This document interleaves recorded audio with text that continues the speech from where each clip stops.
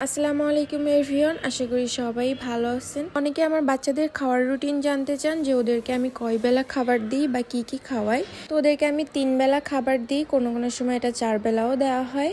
তো প্রথমেই সকালে উঠেই কিন্তু ওদেরকে আমি ক্যাট ফুড খেতে দিই, কেননা সকালে একটু বিজি থাকা হয়, যার কারণে ওদেরকে মাছ মাংসটা সিদ্ধ করে দেওয়া হয় না। তো এরকম যারা বিজি থাকেন তাদের জন্য কিন্তু ক্যাট ফুড একটা বেস্ট অপশন। অনেকে আছে যারা ব্যস্ত থাকার কারণে কিন্তু ওদেরকে খাবার ওভাবে তৈরি করে দেওয়ার সময় হয় না, তো তাদের জন্য কিন্তু ক্যাট ফুড একটা বেস্ট অপশন।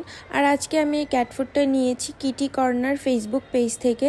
আপনারা যারা অনলাইন থেকে ভালো মানের ক্যাট ফুড নিতে চান তারা কিন্তু কিটি কর্নার পেজ থেকে নিয়ে নিতে পারবেন। তারা অনেক ভালো মানের এবং কোয়ালিটির ক্যাট ফুড দিয়ে থাকে। যে তাদের এই ক্যাট ফুড আমি আমার বাচ্চাদেরকে আজকে খেতে দিয়েছিলাম, তারা এটা অনেক বেশি পছন্দ করেছে।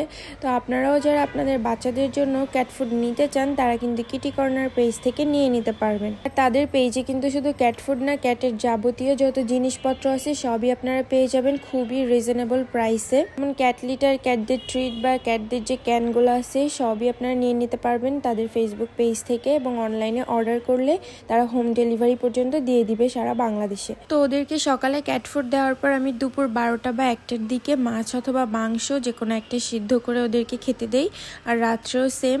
আর এর মাঝে ওদের যদি আবারও ক্ষুধা লাগে তাহলে আমি ওদের জন্য ট্রিট অথবা জেলি এগুলা খেতে দিই। তো এটাই ছিল আমার বাচ্চাদের খাওয়ার রুটিন। আপনাদের কাছে ভিডিওটা কেমন লাগলো আপনারা অবশ্যই কমেন্ট করে জানাবেন।